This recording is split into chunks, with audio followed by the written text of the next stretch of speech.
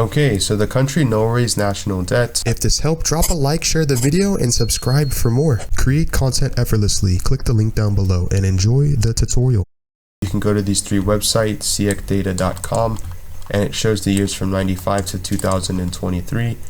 I recommend this website if you want extensive data because you can check the imports, exports, the tax revenue in percentage, the national government debt, pretty much anything and everything that you need. This is the website for you.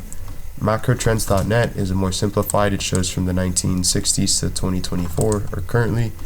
They have graphs and individualized year by year data. And the third website is usdebtclock.org.